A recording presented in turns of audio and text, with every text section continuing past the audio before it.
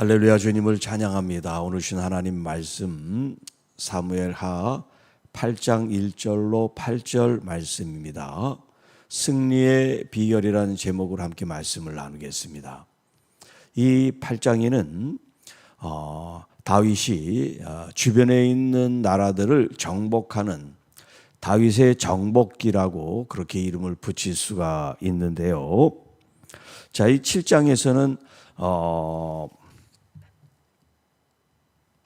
7장 1절에 이렇게 시작하죠. 여호와께서 주의 모든 원수를 무르찌르사 왕으로 궁에 평안히 살게 하신 때, 이렇게 해서 하나님의 언약이 있었고 또 다윗의 그 자손들의 하나님께서 말씀을 지킬 때 영원한 복을 주시겠다, 이런 이제 말씀과 다윗의 기도가 이어져요.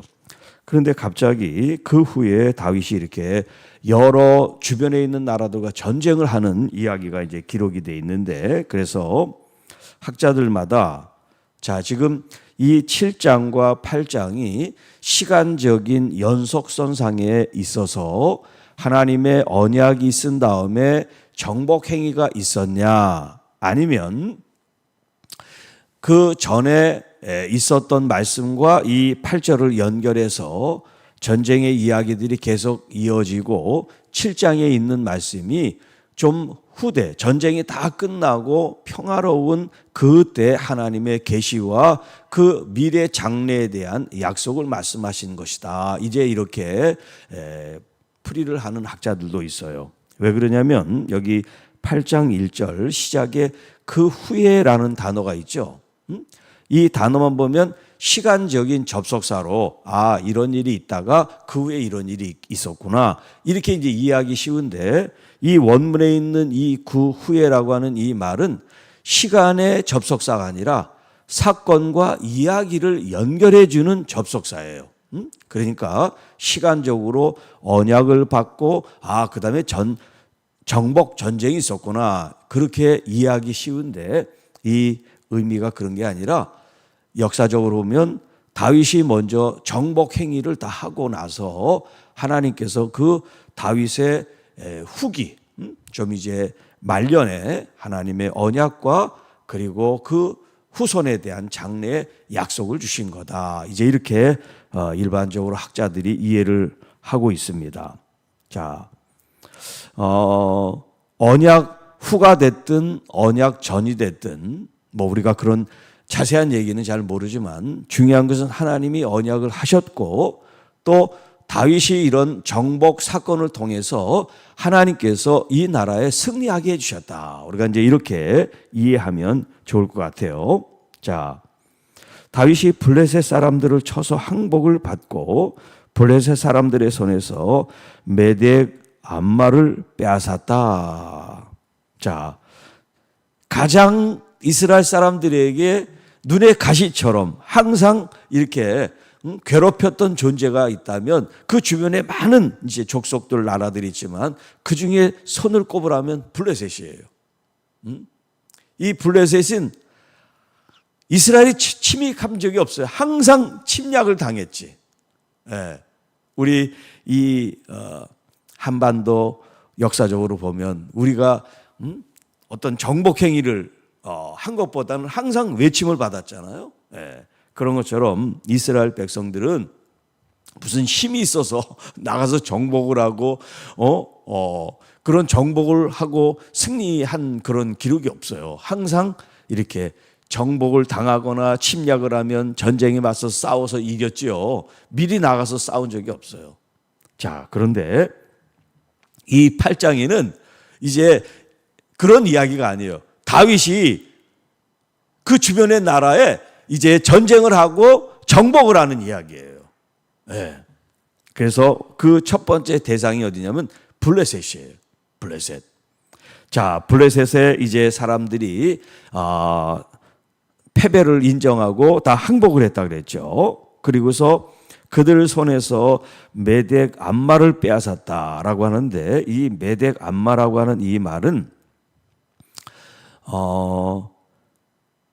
이 메덱이라고 하는 말이 굴레라는 그런 뜻이고, 암마라고 하는 이 말은 어머니라는 말이에요. 어머니. 그러니까 어머니의 굴레라고 하는 이제 이런 의미인데 이게 무슨 뜻이냐면 과거에 이런 나라의 수도 있죠. 수도. 우리 대한민국의 수도는 서울 이런 것처럼 블레셋의 수도는 가드예요. 가드. 이 나라나 이런 수도의 이름을 갖다가 여성 명사를 썼어요. 그래서 예루살렘도 딸이라는 표현, 시온의 딸 이런 표현을 써요. 시편에 보면. 그래서 이게 그 수도 그 도시를 이제 가리키는 거예요. 그래서 이 암마라고 하는 것은 블레셋의 수도가 가드예요. 가드. 그런데 가드라는 말을 그냥 여기 이런 어머니라는 이런 단어를 가지고 이제 완곡하게 표현하고 여기 메덱이라는 말이 굴레라는 말이잖아요. 그러니까 이 수도 가드에게 굴레처럼 이렇게 속박되어 있는 이제 그런 의미인데 이 블레셋은 수도가 가드지만 또 다른 4개의 도시가 연합되어 있는 나라예요.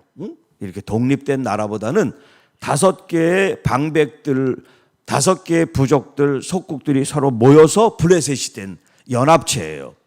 그러니까 이 메덱 엠마라는 것은 가드라고 하는 진짜 수도가 있고 나머지 4이 도시를 연결해서 이제 쓰는 말이라고 할 수가 있어요. 그러니까 이 메덱 암마를 빼앗았다는 거냐면 블레셋의 주요 수도와 도시들을 다 점령했다. 이제 이런 뜻이 되겠습니다. 어느 한 지역만 이긴 게 아니라 블레셋 전체를 아우러서 승리했다. 이제 이런 의미가 여기 이제 메덱 암마라를 뺏었다. 이런 뜻이 되겠어요. 그래서 완전히 이제 장악을 한 거예요. 그리고 또다시 이제 다른 나라를 쳐서 이제 승리한 나라가 두 번째는 모압이에요. 자, 지형적으로 보면 이스라엘이 있고 서쪽으로 해안 쪽이 있죠. 지중해 해안. 이 지역이 블레셋이에요. 서쪽으로. 자, 그리고 이 사해 바다를 중심으로 이 우편에 있는 게 모압이에요. 모압. 그러니까 방향이 서로 달라요. 서쪽과 동쪽. 이 동쪽에 있는 모압에 대해서 이제 공격을 해서 승리를 하게 됐는데 줄로 키를 재가지고 2줄 길인 사람은 죽이고 1줄 길인 사람은 살렸다. 이 말이 뭐냐면 지금 여기 뭐 몇 센치라고 딱 그렇게 돼 있지 않지만 이 2줄 길이라고 하는 것은 성인 남자, 장정들, 그러니까 징집돼서 싸울 수 있는 군인의 어떤 성인 정도 키가 된 사람은 죽이고 어린아이나 노약자나 이렇게 힘이 없어서 전쟁에 나가서 싸울 수 없는 사람은 살려뒀다 이 말이에요. 그러니까 다시는 이 모압이 전쟁을 할 수 없도록 성인 남자들은 다 이제 죽였다는 그런 뜻이 되겠습니다. 그래서 모압 사람들이 다윗의 종이 돼 조국을 바쳤다. 그리고 세 번째는 여기 르홉의 아들 소바왕 하닷 에셀이 자기 권세를 회복하려고 유브라데 강으로 갈 때 다윗이 그를 쳤다. 자, 여기 이제 이 소바라고 하는 이 지역은 블레셋 지금 이스라엘의 북쪽이 레바논이에요. 지금도 레바논에 나라가 있죠. 그 레바논 위에 시리아가 있어요. 그 시리아가 옛날 이름이 아람이에요. 아람. 이 아람이 이제 시리아라는 나라가 된 건데 이 아람일 그때는 여러 부족들, 족속들이 이렇게 연합되어 있는 그런 때였어요. 지금 이 다윗이 전쟁을 할 때 이 소바라고 하는 큰 나라의 한 지역 부족이 바로 여기 소바란 지역이에요. 소바. 그러니까 아람이라고 하는 큰 지역에 속해 있는데 아직 이렇게 통일 왕국을 이루지 않을 그런 때예요. 그런데 이 소바가 그 당시에 가장 이제 힘이 있었던 부족이래요. 이 소바 왕 하닷 에셀이라는 사람이 이제 전쟁을 하려고 이제 남하를 하기 시작한 거죠. 이 사람들은 북쪽에 있고 이스라엘은 남쪽에 있으니까 전쟁에서 내려올 때 이제 다윗이 북방에 있는 이 소바를 쳐서 이제 이기게 됩니다. 자, 그에게서 마병 1,700명과 보병 2만 명을 사로잡고 병거 100대의 말만 남기고 다윗이 그 외 병거의 말은 다 말의 힘줄을 끊었더라. 그러니까 전쟁에서 얼마나 크게 승리를 했는지 여기 포로로 잡은 사람들이 몇만 명이 된단 말이에요. 2만 명이나 포로로 잡았고 또 병거 100대를 제외한 말들이 더 많은데 그 말들이 쓰지 못하도록 다 발목에 힘줄을 끊어서 사용할 수 없도록 그렇게 무용지물로 만들었다는 거예요. 그리고 그런 일이 있은 이후에 다메섹에 아람 사람들이 소바 왕을 돕겠다고 또 내려왔어요. 그런데 다윗이 그 사람들마저 다 승리해서 아람 사람이 22,000명이 죽었대요. 22,000명이. 이렇게 다윗이 다메섹 아람에 수비대를 두고 아람 사람이 다윗의 종이 되어 조공을 바치게 만들었어요. 자, 이 다윗이 어디를 가든지 여호와께서 이기게 하셨습니다. 그리고 그 전쟁 가운데 소바왕 하닷 에셀의 그 부하들이 가지고 있었던 금 방패를 빼앗아 예루살렘으로 돌아오게 되었고, 자, 이런 승리의 이야기가 계속해서 이어지는데 이때 빼앗은 그 문, 이런 철, 이런 것들을 구리, 놋 이런 걸 가지고 나중에 성전을 건축하는 도구로 이제 삼어요.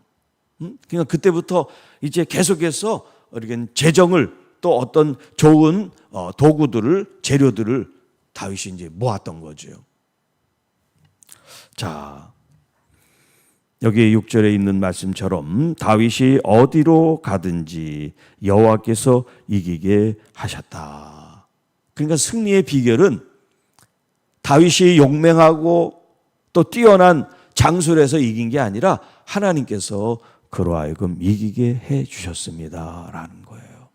여러분, 오늘 우리의 삶 속에서도 영적 전쟁도 있고 또 삶 속에서 치열한 경쟁도 있고 여러 가지 많은 일들이 전개가 되고 있는데, 이런 상황 속에서 하나님이 항상 나와 함께 동행하시고 승리의 주체는 내가 아니라 여호와 하나님입니다. 그런 고백이 여러분에게 있기를 축복합니다. 자, 그런데 하나님의 승리는 우리가 가만히 있어서 되는 것이 아니라 우리가 기도하고 또 우리의 몫을 우리가 성실히 행할 때 하나님은 승리하게 해주세요. 하나의 예로 모세가 아말렉과 싸울 때 모세가 두 손을 높이 들고 기도할 때 하나님이 승리하게 해주셨잖아요. 그런데 이 손이 점점 힘이 없어서 빠지니까 이스라엘이 패하는 거예요. 그때 아론과 훌이 옆에서 좌우에 손을 잡고 계속해서 붙잡고 있으니까 하나님이 또 승리하게 해주신다는 것은 뭐를 의미해 주느냐면, 우리가 하나님 앞에 끊임없이 기도할 때, 하나님께 순종할 때, 하나님을 의지할 때, 하나님을 신뢰할 때, 하나님을 바라볼 때 하나님은 역사하신다는 거예요.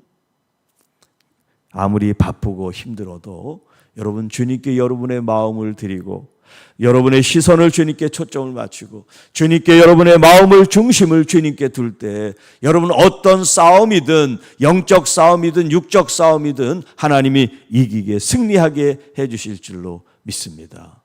또 사단은 우리에게 유혹을 하잖아요. 우리를 자꾸 죄 가운데 빠지게, 욕망의 욕심에 우리를 자꾸 이끈단 말이에요. 그때도 하나님을 바라보며 이런 어떤 유혹이나 이 마귀의 계기를 물리쳐 승리하는 여러분이 되시기를 축복합니다. 요즘 간간히 뉴스에 보면 뭐 마약 밀매하다가 붙잡혔다 그런 얘기들이 많잖아요.